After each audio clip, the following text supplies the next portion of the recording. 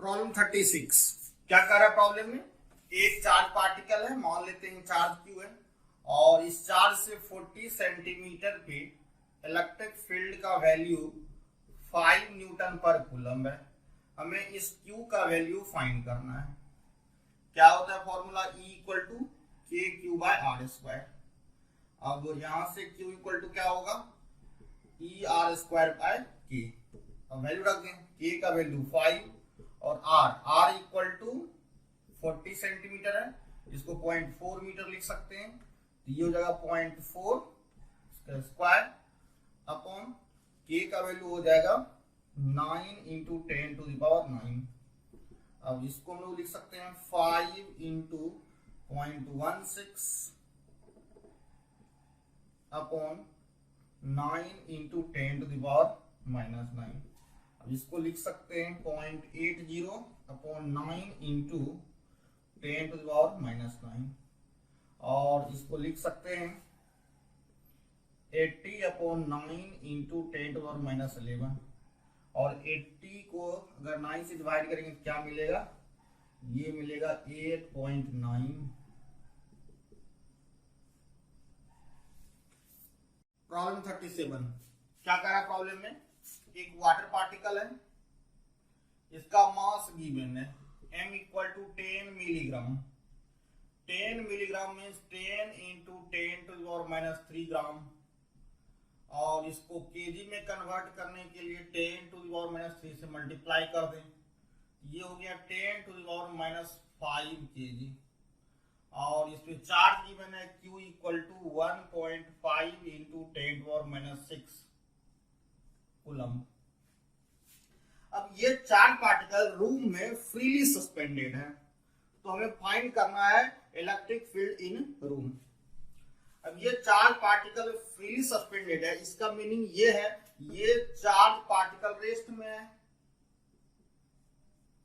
अगर charge particle अगर rest में है तो चार्ज पार्टिकल पे नेट फोर्स 0 होगा। इसका मीनिंग ये है इस चार्ज पार्टिकल पे लगने वाला इलेक्ट्रिक फोर्स इसके वेट को बैलेंस कर लेगा। और इलेक्ट्रिक फोर्स का वैल्यू क्या होता है? अगर चार्ज Q है और इलेक्ट्रिक फील्ड E है तो Fe इक्वल टू हो जाएगा Q into E। Electric field vector quantity है, तो इसका डायरेक्शन क्या होगा? तो इस पे चार्ज पार्टिकल पे चार्ज जो है वह पॉजिटिव नेचर का है, और फोर्स इक्वल टू क्या होता है? Q into E। तो पॉजिटिव चार्ज के लिए फोर्स और फील्ड सेम डायरेक्शन में होता है, तो फोर्स अपवर्ड है तो इलेक्ट्रिक फील्ड भी अपवर्ड डायरेक्शन में होगा। ये तो क्लियर हो गया, इलेक्ट्रिक फील्ड अपवर्ड डायरेक्शन में होगा। और ये फोर्स इसको बैलेंस कर रहा है, तो लिख सकते हैं Fe इक्वल टू mg, और Fe का वैल्यू हो गया Q इंटू E,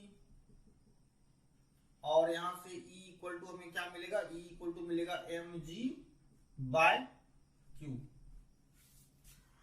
और अब वैल्यू रख देते हैं, m का वैल्यू हो गया 10 टू द पावर -5, और g का वैल्यू हो गया 9.8, और q का वैल्यू गिवन है 1.5 इंटू 10 टू द पावर -6।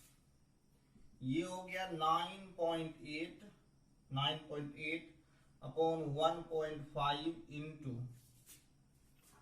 अब ये ऊपर जाएगा और यहाँ -5 है, 10 टू द पावर -5 प्लस 6, सो 9, ये हो जाएगा 98 अपॉन 15 इंटू हो गया 10, तो इसको लिख सकते हैं 980 बाय 15, और यही आंसर होगा। इसको सॉल्व कर लेंगे। प्रॉब्लम 38 क्या कह रहा है प्रॉब्लम में? इक्विलैटरल ट्रायंगल है, और इक्विलैटरल ट्रायंगल का साइड गिवन है, ए इक्वल टू गिवन है 20 सेंटीमीटर। 20 सेंटीमीटर मीन्स 0.2 मीटर, और इसके वर्टेक्स पे इक्वल मैग्नीट्यूड का चार्ज है। और इस चार्ज का वैल्यू है 10⁻⁻8 कूलम। सेंटर पे हमें इलेक्ट्रिक फील्ड और पोटेंशियल फाइंड करना है।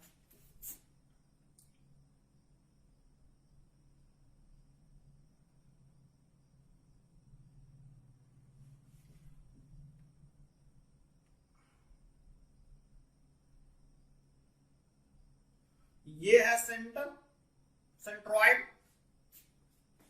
अब इस पॉइंट पे इक्विलैटरल ट्रायंगल है, इस पॉइंट पे ये charge downward electric field produce करेगा E, और ये चार्ज इस डायरेक्शन में इलेक्ट्रिक फील्ड प्रोड्यूस करेगा, और ये चार्ज इस डायरेक्शन में इलेक्ट्रिक फील्ड प्रोड्यूस करेगा। और ये तीनों ही वैल्यू इक्वल होगा। क्यों इक्वल होगा? तीनों का चार्ज इक्वल है और इस सेंटर का डिस्टेंस तीनों ही वर्टेक्स से इक्वल है, और ये डिस्टेंस r मान लेते हैं। तो अब इसको हमें ऐड करना है, ये E और ये E। ये एंगल क्या होगा? 120। ये 90 है और ये 60 है, तो ये 30 होगा। ये 90, ये 30, तो ये 60 हो जाएगा। तो ये एंगल क्या होगा? 120। ऐसे ये एंगल क्या होगा? 120। ऐसे ये एंगल क्या होगा? 120। अब हमें ऐड करना है तीन इक्वल वेक्टर है, यानी इक्वल मैग्नीट्यूड का है, और इनके बीच का एंगल कितना है? 120। तो रिजल्टेंट क्या होगा? 0 होगा। हम डायरेक्ट आंसर लिख सकते हैं E नेट इक्वल टू 0। अगर सॉल्व करें तो सॉल्व कैसे करेंगे? ये और ये इक्वल मैग्नीट्यूड का है, इन दोनों का रिजल्टेंट इस एंगल को बाइसेक्ट करेगा। तो ये 120 है, तो ये 60 होगा, और ये वैल्यू हो जाएगा 2e cos θ/2। जब दो वेक्टर इक्वल मैग्नीट्यूड का होता है, उनके रिजल्टेंट के लिए क्या फॉर्मूला होता है? 2a cos θ/2। और यहाँ पे थीटा क्या है? ये a है और ये b है, इक्वल मैग्नीट्यूड का है, थीटा इनके बीच का एंगल है। यहाँ पे ये और ये इक्वल मैग्नीट्यूड का है और इनके बीच का एंगल 120 है। यहाँ रख दे 2e cos 120/2, ये हो गया 2e cos 60, और cos 60 हाफ होता है, ये मिला E। तो इन दो का रिजल्टेंट इस एंगल के बाइसेक्टर के अलॉन्ग होगा, और वैल्यू क्या होगा? E होगा। अब ये 60 और ये 120, दोनों का सम क्या हो गया? 180। इसका मीनिंग है ये वेक्टर और ये वेक्टर इक्वल मैग्नीट्यूड क्या होगा? अपोजिट डायरेक्शन में है, तो इन दो का सम क्या होगा? 0 होगा। तो सेंटर पे इलेक्ट्रिक फील्ड क्या होगा? 0। अब सेकंड पार्ट देखते हैं।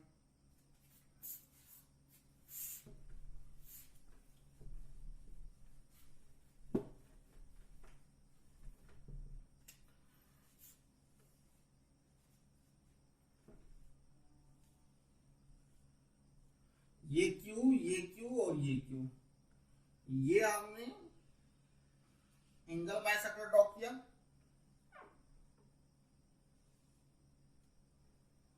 जो कि यहाँ पे परपेंडिकुलर होगा।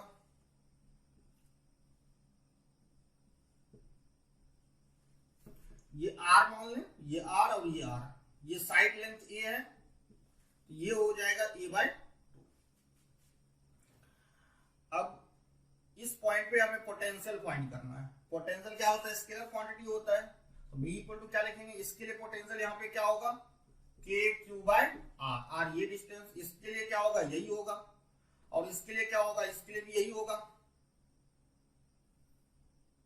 तो क्या करते हैं? इसको 3 से मल्टीप्लाई कर देते हैं। तो V इक्वल टू क्या मिला? 3KQ/R, और R ये लेंथ है, प्रॉब्लम में साइड लेंथ गिवन है। अब ये एंगल 60 है, तो ये एंगल क्या होगा? 30 होगा। तो इस ट्रायंगल में cos 30 इक्वल टू क्या लिख सकते हैं? Base upon hypotenuse. तो बेस हो गया A/2 और हाइपोटेन्यूज हो गया R। cos 30 क्या होता है? √3/2, और इसको लिख सकते हैं A/2R। ये 2 कैंसिल, और यहां से R इक्वल टू क्या मिला? A/√3। अब इस आर का वैल्यू यहां रख देते हैं, ये हो गया 3k³ बाय आर, आर का वैल्यू हो गया a/√3, ये √3 ऊपर चला जाएगा, 3√3 k³ बाय ए, और वैल्यू रख दें 3√3, k का वैल्यू 9 × 10⁻⁹ और q का वैल्यू 10⁻⁻8 और a हो गया, a गिवन है प्रॉब्लम में 20 सेंटीमीटर मीन्स 0.2 मीटर, और यहाँ 0.2 रख देंगे और इसको सॉल्व कर लेंगे, यही आंसर होगा। प्रॉब्लम 39 क्या करा प्रॉब्लम में, एक रिंग है और इस पे charge Q, capital Q uniformly distributed है और एक दूसरा चार्ज इसके एक्सियल पॉइंट पे सेंटर से x डिस्टेंस पे है। फर्स्ट पार्ट में क्या कह रहा है, फाइंड फोर्स ऑन -Q। अब ए पार्ट में क्या कर रहा है, ये रिंग है और रिंग का ये एक्सिस है, रिंग पे +Q चार्ज है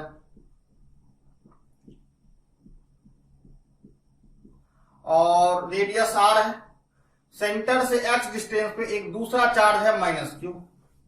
इस -Q चार्ज पे हमें फोर्स फाइंड करना है। फोर्स इस डायरेक्शन में होगा और फोर्स की वैल्यू क्या होगा, फोर्स की वैल्यू होगा Q × E, और ये E क्या है, ये E है electric field due to ring. अब E का वैल्यू रख दें, E का वैल्यू क्या होता है, E का वैल्यू होता है 1/4πε0 और इस पे चार्ज +Q है तो +Q × x/x² + r² और इस पे पावर 3/2। अब E का वैल्यू रख दें, ये हो गया 1/4πε0 qx/x² + r² to the power 3/2।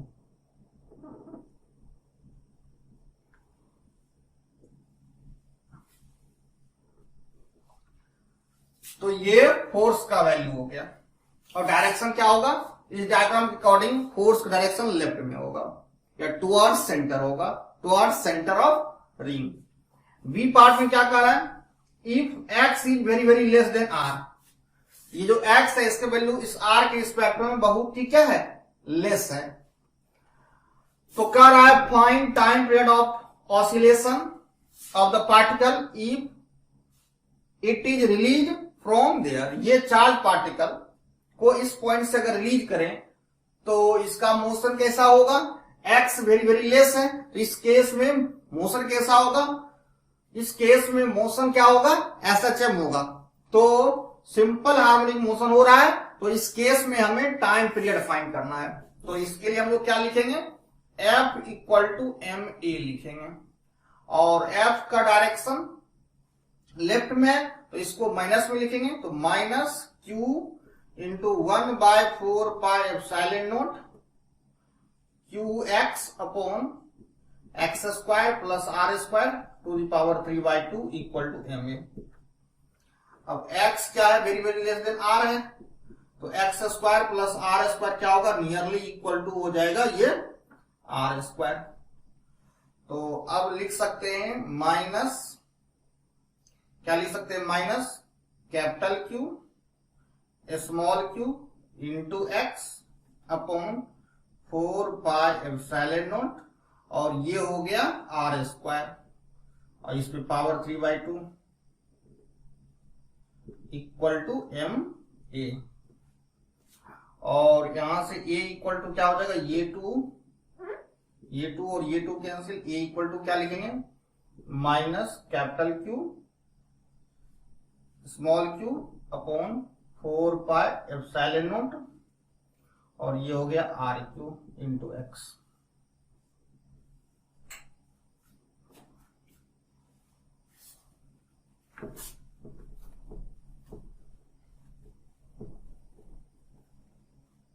तो a का वैल्यू क्या मिला है, ये मिला है minus capital Q small q / 4πε0 r³ × x।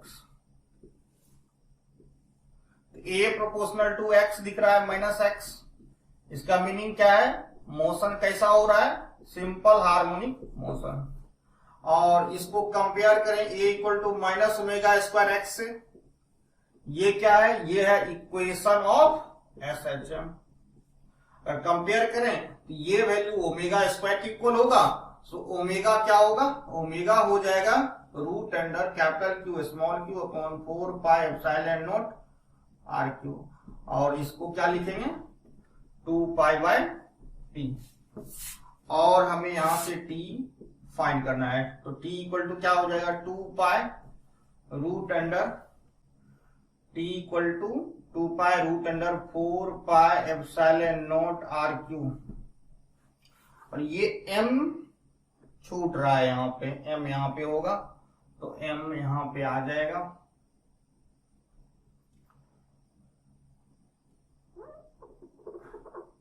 m R Q,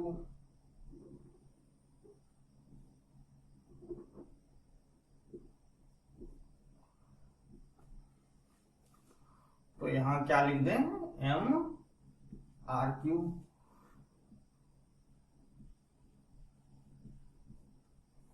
upon capital Q small Q.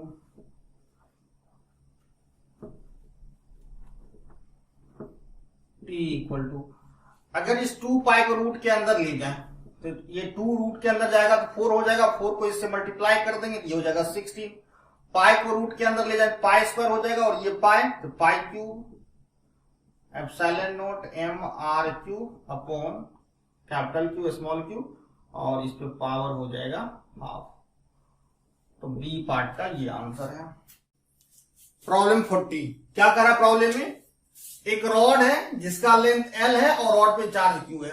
अब इस रॉड को बेंड करके सेमी सर्कुलर रिंग बनाया गया है और इसके सेंटर पे हमें इलेक्ट्रिक फील्ड फाइंड करना है। तो सेमी सर्कुलर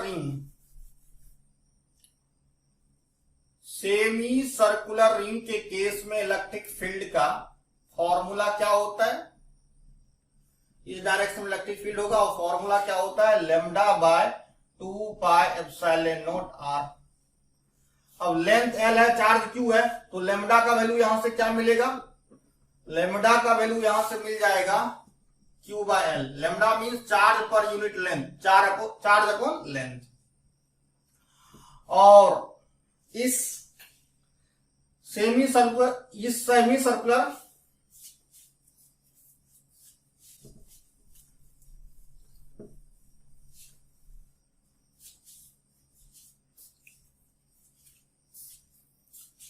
प्रॉब्लम 40 क्या कर रहा है प्रॉब्लम में, एक रॉड है जिसका लेंथ L है और इस पे चार्ज Q है। इस रॉड को बेंड करके एक सेमी सर्कुलर रिंग बनाया गया है। सेमी सर्कुलर रिंग के सेंटर पे इलेक्ट्रिक फील्ड फाइंड करना है। क्या होता है formula electric field at centre of semi circular ring, electric field का फॉर्मूला होता है lambda upon 2 pi epsilon not R. अगर ये सेमी सर्कुलर रिंग है और इसका रेडियस r है तो इस सेंटर पे इलेक्ट्रिक फील्ड इस लाइन के अलॉन्ग होगा और इसका फॉर्मूला ये होता है। अब लेमडा और r के वैल्यू फाइंड कर लेते हैं। लेमडा क्या होगा, लेमडा होगा charge by length, charge q है और लेंथ l है, सो q बाय l, ये हो गया लेमडा। और रेडियस कैसे मिलेगा, तो ये रिंग सेमी सर्कुलर रिंग का जो कर्व लेंथ है, ये लेंथ इस L के इक्वल होगा, तो ये लेंथ क्या होगा, ये लेंथ हो जाएगा पाई आर, ये कर्व लेंथ पाई आर और ये लेंथ L, तो पाई आर और L इक्वल होगा, so R equal to L by pi. अब लेमडा और R का वैल्यू यहां रख दें। अब electric field E equal to क्या लिखेंगे, lambda equal to Q by L और ये 2 पाई एप्सिलॉन नॉट और R का वैल्यू हो गया L बाय पाई। ये पाई कैंसिल और यहां से electric field E equal to क्या मिला, ये Q upon 2 epsilon not 2 epsilon not और ये L और ये L, ये हो जाएगा L स्क्वायर। ये हो गया electric field at centre of semi circular